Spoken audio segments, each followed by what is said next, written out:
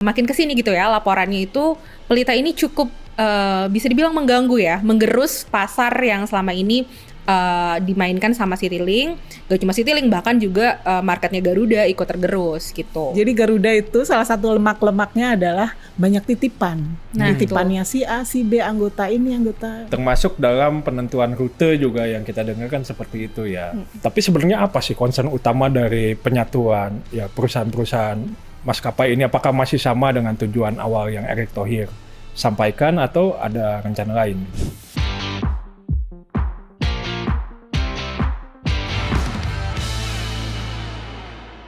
Halo, balik lagi dijelasin dong bareng gue Goida Rahma. Retno. Dan gua Mamang Cesar. Wah, hari ini kita cuma bertiga nih. Irit nih formasinya. Kita manggil juga ini mak kita nih. Ada Mbak Retno lagi. Emang kita mau jelasin apa sih hari ini? Ada yang seru lah, Mbak Retno ngikutin juga dari perkembangannya dari lama. Tapi gue kasih bocorannya sedikit nih. Jadi kita mau nyeritain soal penyatuan Garuda Indonesia dan Pelita Air. Jadi ini sebenarnya udah dari zaman Menteri BUMN-nya masih Erick Thohir ya. Rencana ini ya? Yes.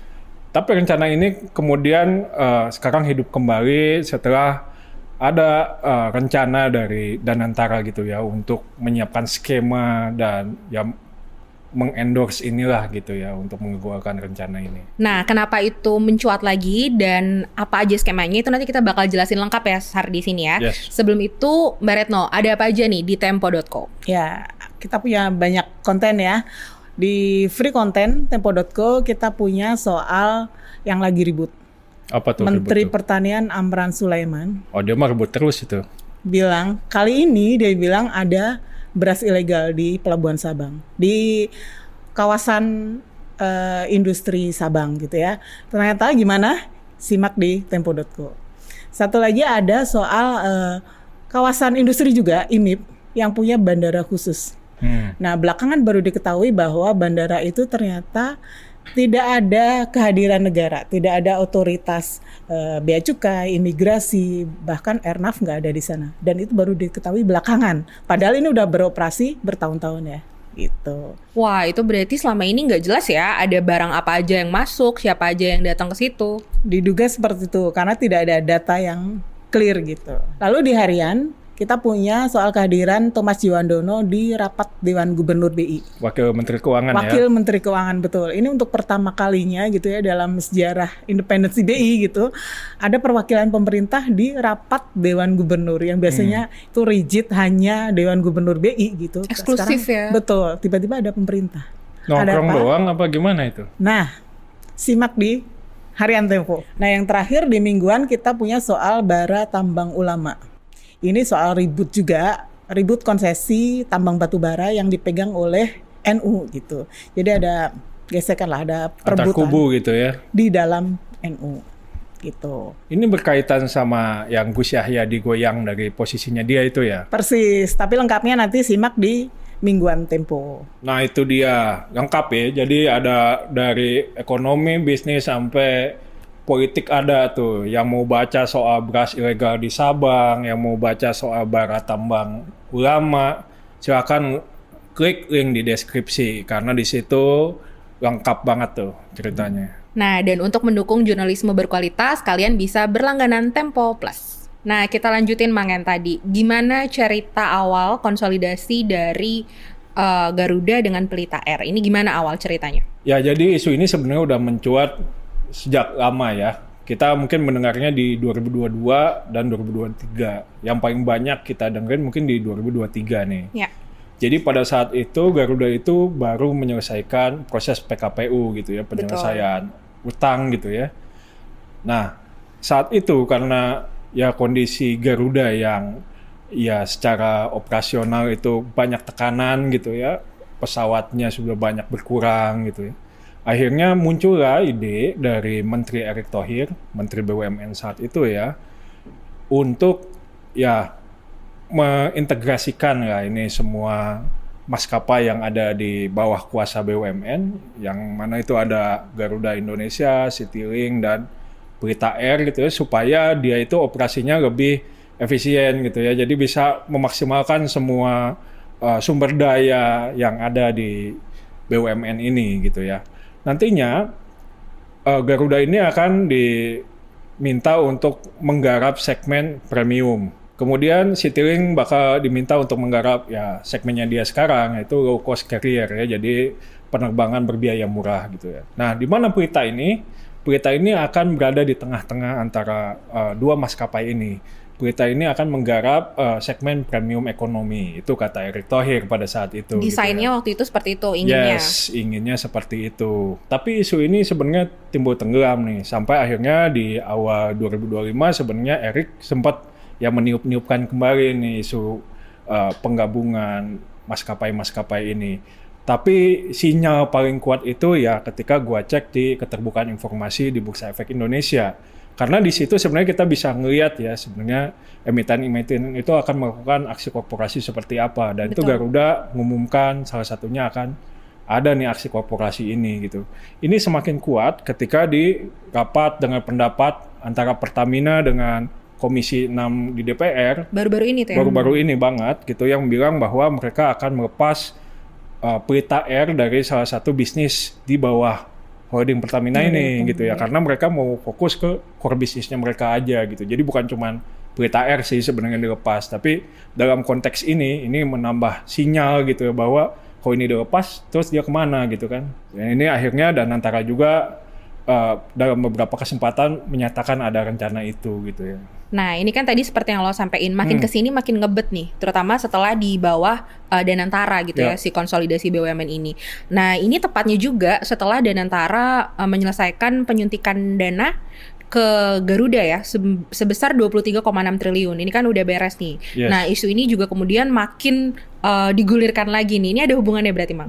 Ya, itu tentu ada hubungannya, karena sekarang Danantara ini kan menjadi pengendali Garuda gitu ya, apalagi setelah penambahan modal ini, porsi saham yang dipegang negara di Garuda ini semakin besar gitu ya, jadi pengaruhnya tentu lebih kuat gitu dibanding sebelum-sebelumnya yang mana ada pihak swasta juga di situ kan. Ya, soal penambahan kepemilikan pemerintah itu terkait dengan suntikan modal itu ya. Ya. Jadi setelah Danantara menyuntik 23,6 ya, suntikan 23,6 triliun itu sebenarnya melalui mekanisme penerbitan saham baru gitu ya. Jadi Garuda menerbitkan saham yang kemudian diserap sama kalau para pemegang saham tidak menyerap, maka ada orang luar yang bisa masuk gitu ya.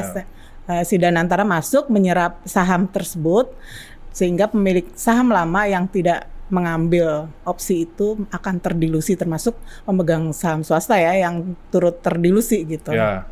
Tapi negara akhirnya porsinya semakin besar. Dan ini masuknya suntikan dana ini membuat ekuitas Garuda ini menjadi positif lagi. Langsung meroket. Yes, inilah kuncinya sebenarnya. Sebelumnya kan ada perdebatan. Kalau ini disatukan, ini kayak menggabungkan perusahaan yang sehat dengan perusahaan yang sakit. Yep. Artinya Garuda yang sakit digabungkan dengan Pelita yang sebenarnya keuangannya relatif sehat gitu ya. Tapi dengan sekarang kondisinya ekuitasnya sudah positif, sebenarnya ini kan jadi lebih bisa dijodohkan nih gitu ya, karena sama-sama sudah mulai mengalami penyehatan secara keuangan. Soal tarik ulur itu kan lu tadi sebut udah lama terjadi ya. Nah, ini salah satu faktornya adalah karena resistensi Pertamina gitu. Kenapa? Karena grup ini Garuda terutama Citylink ini diketahui masih punya utang aftur yang cukup besar gitu.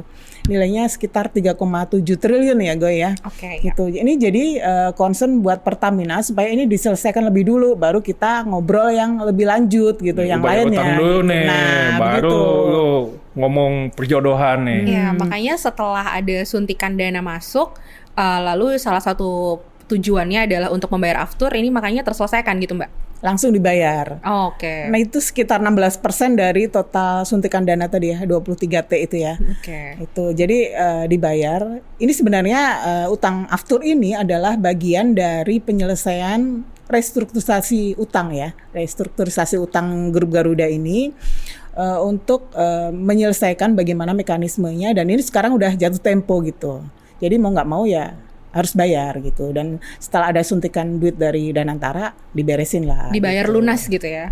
Bayar lunas. Tapi sebenarnya apa sih concern utama dari penyatuan ya perusahaan-perusahaan maskapai ini? Apakah masih sama dengan tujuan awal yang Erick Thohir sampaikan atau ada rencana lain gitu? Oke, ini tuh sebenarnya sempat disampaikan dari Danantara gitu ya. Apa sih alasan mereka kemudian ingin gitu ya mendorong percepatan konsolidasi Pelita sama Garuda. Nah, ini tuh salah satu yang disebutkan alasan utamanya adalah karena mereka melihat ada kanibalisme, Mang. Wah, gimana tuh? Nah, ini dia seru nih. Jadi di industri penerbangan kita nih ya, industri penerbangan nasional itu kan maskapainya yang bermain bisa dibilang ya bisa kita hitung jari ya. Yeah. Dan kebetulan di pemerintah sendiri itu kita punya tadi ya Garuda, Citylink dan Pelita gitu. Dan ini tuh selama ini mereka saling berebut pasar. Nah, mereka tidak terkonsolidasi atau tidak bersinergi dengan baik gitu meskipun sama-sama BUMN. Ini jelas lah ya karena kan induknya bagaimanapun beda. Pelita induknya ke Pertamina, Garuda Citylink ya di grup Garuda gitu. Jadi pasti mereka tadi tuh sempet makin kesini gitu ya laporannya itu Pelita ini cukup bisa dibilang mengganggu ya, menggerus pasar yang selama ini dimainkan sama Citylink. Gak cuma Citylink, bahkan juga marketnya Garuda ikut tergerus gitu. Gue sempat ngedenger tuh di salah satu ya rute yang banyak diterbangi oleh ya pegawai Pertamina, misalnya kayak ke Dumai gitu ya. Tempat banyak kilang di sana ya. Itu kan banyak Betul, kilang. di Balikpapan juga ya. Ya, itu kan penerbangannya pada akhirnya ada tuh Pelita Air ke sana. Tapi ada juga Garuda dan ada juga Citylink ya. Itu bahkan peranglayanan tuh. Jadi misalnya ada awalnya kan maskapai A itu ngasih harga sama tipis-tipis nih untuk bisa saling ya awalnya misalnya pegawai Pertamina karena Pertamina ya masuknya ke Pelita dong gitu ya. Untuk bisa mengambil hati ya penumpang yang ke sana dikasihlah udah Citylink akhirnya ngasih makan siang misalnya kayak gitu untuk akhirnya pindah tuh sebagiannya ke sana ke Citylink dari Pelita gitu. Jadi sampai kayak gitu untuk bisa menarik ya, pasar yang segitu-gitu aja sebenarnya. Oke, ini juga kan jadi concern karena performa Garuda gitu ya pasca ditanggung utang banyak gitu ya PKPU segala macam, mereka performanya menurun, termasuk dari performa pelayanan armadanya gitu ya. Ini berkaitan sama on time performance nih. Mbak Retno punya ceritanya nih. Ya, jadi Kementerian Perhubungan itu punya penilaian terhadap maskapai. Salah satu parameternya adalah on time performance gitu ya. Ini tentang seberapa tepat waktu sebuah maskapai dalam dia berangkat ataupun dalam kedatangannya gitu. Nah, Pelita termasuk yang peringkat paling tinggi ya, paling bagus on time performance-nya gitu. Loh, bukan Garuda ya selama ini. Kita kan kayaknya mengenal selama ini yang on time tuh ya Garuda gitu. Justru Garuda itu ada di bawah. Oh gitu ya. Yang terbaru nih ya, data terbaru gitu. Jadi Pelita ini memang on time tadi ketepatan waktunya itu yang paling baik di antara maskapai lain gitu. Artinya secara keuangan dia kinerjanya baik, secara performance juga dia oke gitu ya. Ini betul. Sambil baca data ya, untuk on time performance-nya itu dia mencapai 90% ya Mbak ya.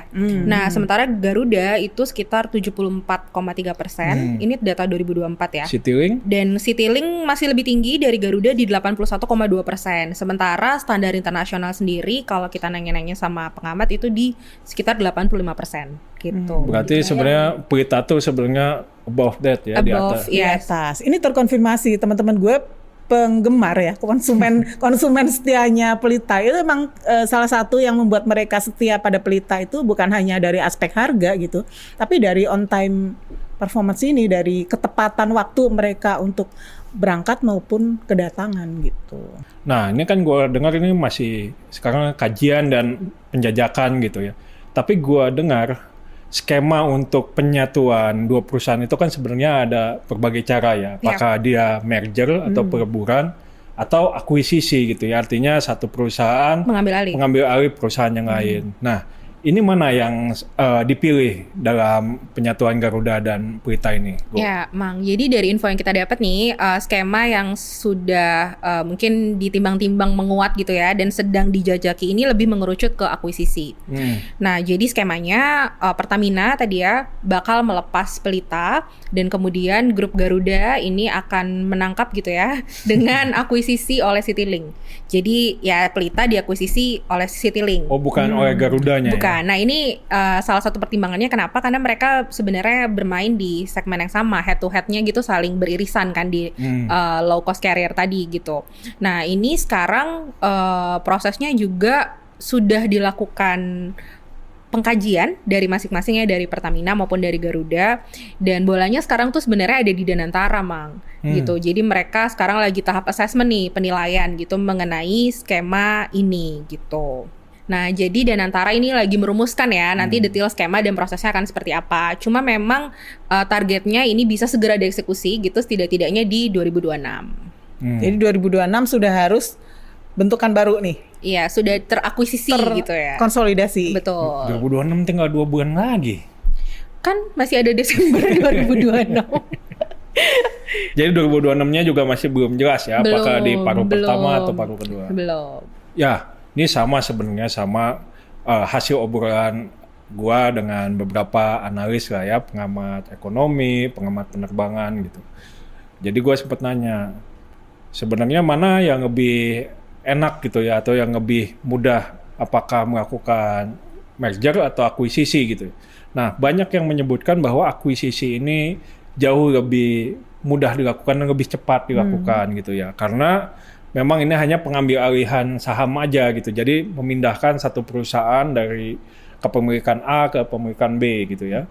Membeli gitu ya, murni membeli gitu ya. Yes, sementara kalau merger ini memang prosesnya panjang gitu ya, karena biasanya merger ini kan menggabungkan dua entitas, sehingga artinya nanti ada dua pemilik saham A dengan pemilik saham B akan memiliki saham di satu perusahaan yang baru.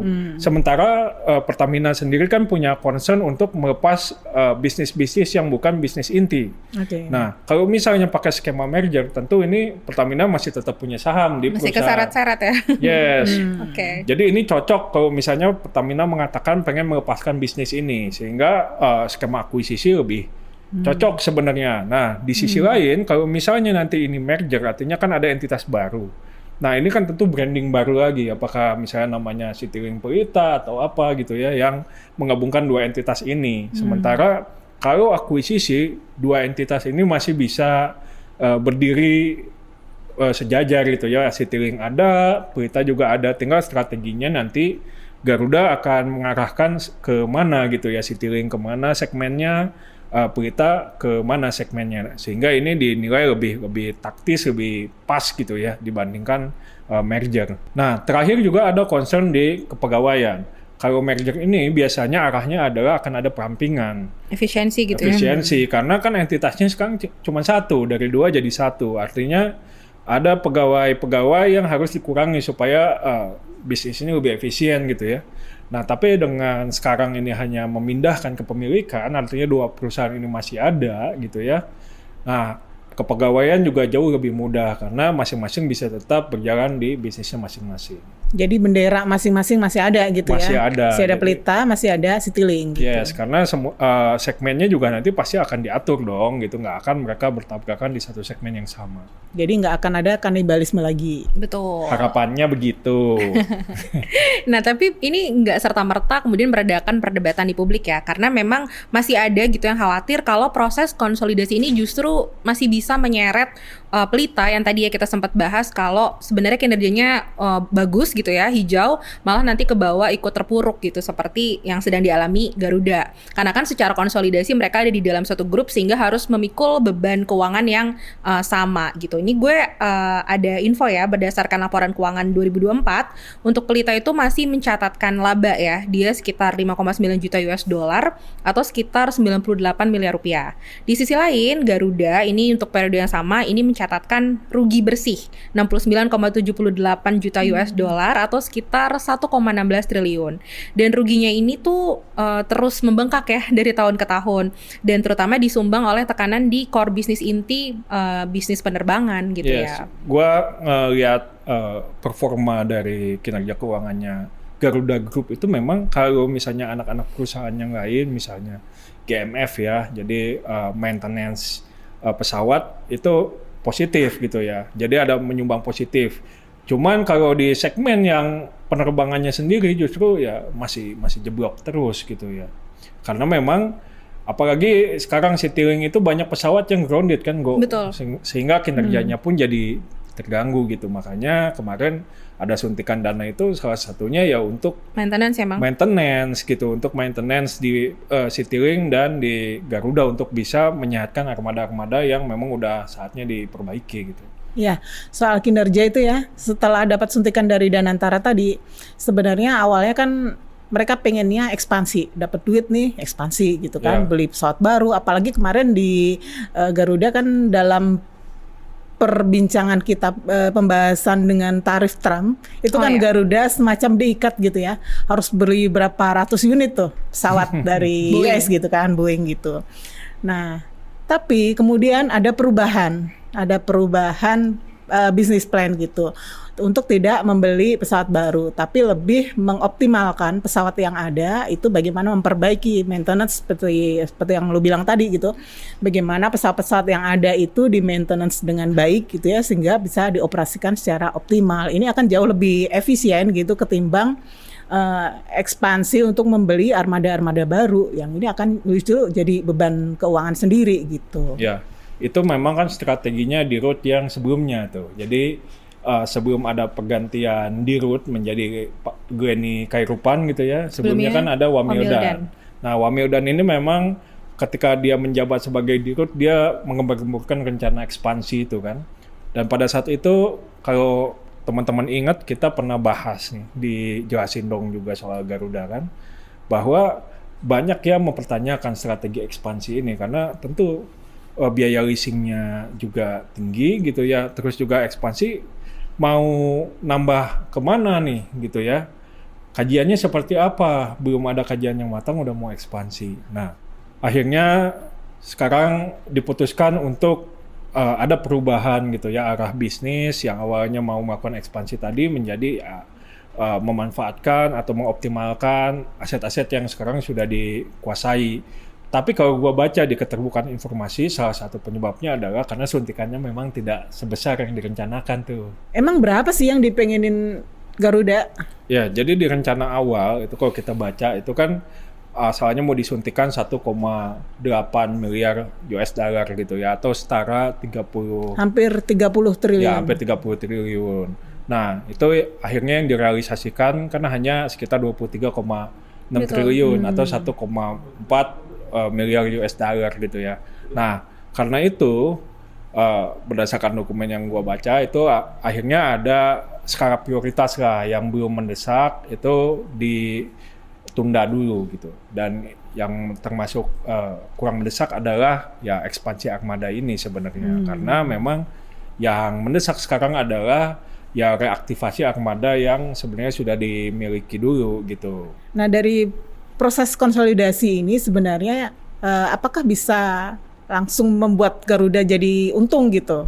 Oke, ini kita juga ngobrol ya sama pengamat ekonomi, pengamat bisnis gitu. Sebenarnya pendapat mereka ini tuh tidak serta-merta kemudian bisa membawa Garuda langsung hijau kinerjanya gitu ya, atau memberikan laba gitu. Apalagi sebenarnya kita juga punya catatan bagaimana Garuda ini digerogoti masalah-masalah fundamental. Ini juga diungkapkan sih sama Danantara sendiri gitu ya. Di antaranya soal beban sewa pesawat yang tinggi gitu ya. Kemudian ada bocor-bocor di pos lain juga nih yang belakangan ditemukan. Salah apa satu tuh bocor. Nah, ini salah satu diungkap juga sama Danantara ya. Mereka bilang salah satunya kerjasama dengan pihak ketiga, yaitu dengan travel agent untuk rute internasional dan kargo gitu. Ini katanya justru merugikan. Nah, ini yang harus kemudian dievaluasi gitu ya. Itu yang katanya ada skema 50-50 itu ya gue ya. Nah, itulah pokoknya nanti selengkapnya baca di majalah Tempo. Gue juga denger itu. Jadi Garuda itu salah satu lemak-lemaknya adalah banyak titipan. Nah, titipannya si A, si B, anggota ini, anggota. Termasuk dalam penentuan rute juga yang kita dengar kan seperti itu ya. Jadi kadang-kadang judgement bisnisnya itu ya dipengaruhi ya tadi titipan tadi gitu. Oke, jadi tidak pure keputusan ekonomi, pertimbangan bisnis gitu ya, tapi ada mungkin kepentingan gitu ya, atau politik dan semacamnya gitu ya. Nah, ini yang juga diharapkan dengan transformasi bisnis yang dilakukan gitu ya, dengan direksi yang baru juga, harapannya sih nggak mengulang hal yang sama ya, seperti sebelum-sebelumnya gitu.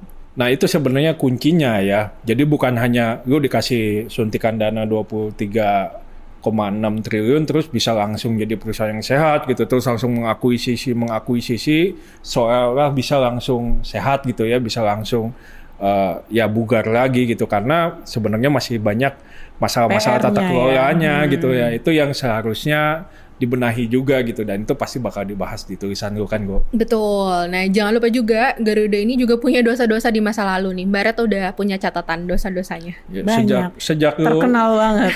sejak lu liputan masa muda lalu gitu ya. Kalau kita ingat di Rut Garuda Askara pernah ada skandal kasus moge. Jadi ada moge tiba-tiba di dalam kargo Garuda. Nah itu sama, waktu gue liputan di lapangan dulu, gue sempat ngeliat itu yang Harley dipretelin lah gitu. Jadi dia ditaruh dalam paket-paket yang berbeda-beda. Spion, stang tuh di Ya pretelin nggak semua. spion juga kok, jadi ada bagian mesinnya. Oh, Ada gitu. kemas-kemasannya. Jadi memang itu pesawat langsung masuk ke hanggar Garuda sehingga tidak melalui yang namanya bea cukai segala macam. Ya jadi skandal besar lah pada saat itu. Betul. Kemudian kalau kita ingat ya, ada kasus manipulasi laporan keuangan Garuda. Oh, Dari ya, minus betul. tiba-tiba positif, itu karena dia memasukkan potensi pendapatan yang masih dalam tahun depan gitu ya, semua ditarik ke depan jadi pendapatan saat ini, sehingga tiba-tiba Garuda positif. Itu heboh sekali waktu itu, menjadi perbincangan di mana-mana, sampai ada protes dari Menteri Keuangan Sri Mulyani kalau gue nggak salah. Sempat disangsi soalnya auditornya. Betul. Dan mereka harus membuat restatement, membuat pernyataan ulang atas kinerjanya. Terus satu lagi yang skandal terbesar di Garuda nih, yang melibatkan Dirut di masa lalu juga, Emir Syahsyatar. Nah iya tuh. Itu dalam pengadaan, kasus korupsi dalam pengadaan pesawat ATR dan pesawat CRJ nih ya. Itu bukan diduga lagi karena udah vonis ya. Itu merugikan negara senilai 9,37 triliun, hampir 10 triliun. Jadi banyak kasus memang moral hazard di perusahaan ini yang harus dibenahin ke depannya ya, terutama GCG dari Garuda ini gitu. Apalagi yang paling rentan itu adalah biaya sewa pesawat itu ya. Yang memang selama ini menjadi ya inti biaya yang paling besar itu kan di situ gitu ya, selain juga aftur dan lain-lain. Nah, sewa ini kan kadang-kadang harganya itu tidak fix gitu yang ada di pasar. Satu perusahaan dengan perusahaan yang lain bisa berbeda, dan disinilah yang kadang menjadi celahnya gitu. Betul, celah moral hazardnya di situ, pengadaan pesawat baik sewa maupun beli. Gitu. Nah, Mbak Retno, nih dengan adanya konsolidasi antara Garuda Group dengan Pelita Air ini sebenarnya apakah akan mengubah peta persaingan di industri penerbangan di Indonesia gitu? Oke, ini kita ngomong sifatnya proyeksi emang ya. Ini juga dari pengamat bisnis itu diduga gitu ya. Mungkin ke depannya berarti kalau misalnya terakuisisi, Garuda pasti akan bermain di full service untuk airlines ya. Kemudian untuk Citylink di LCC, low cost carrier, dan sementara Pelita ini akan diarahkan ke charter ataupun korporasi gitu. Ini proyeksinya akan seperti ini, karena kan tadi concern dan antara agar tidak terjadi kanibalisme lagi gitu antar maskapai plat merah.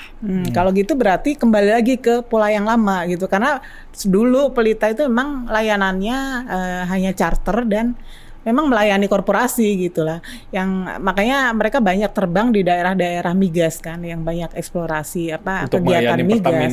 Untuk bukan hanya Pertamina, karena ada banyak perusahaan migas lain yang juga punya area kerja yang sama. Kayak tadi lu bilang di Dumai, di Sumatera bagian selatan tuh ada banyak, selain Pertamina itu juga ada yang lain gitu, ada Medco, ada yang lain dan juga. Itulah pasarnya charter ini nanti. Betul. Di tempat lain di Balikpapan, di Sulawesi itu juga, apalagi di Papua juga ada BP gitu ya, yang itu memang perlu layanan yang khusus gitu, karena tidak banyak pesawat komersial yang sampai ke tujuan sana gitu. Secara keseluruhan berarti sebenarnya peta persaingannya nggak banyak berubah ya, karena masih akan tetap head to headnya plat merah ini ya sama grup singa ya, Lion Group gitu. Betul. Tapi kalau ini cerita dari konsumen ya, memang mereka tuh untuk penerbangan ke arah timur itu kebanyakan memang dikuasai oleh Lion gitu. Jadi nggak ada opsi buat konsumen gitu untuk mencari penerbangan baik dari sisi harga gitu ya, untuk cari harga yang murah itu nggak ada lagi karena cuma Lion yang menguasai di sana gitu.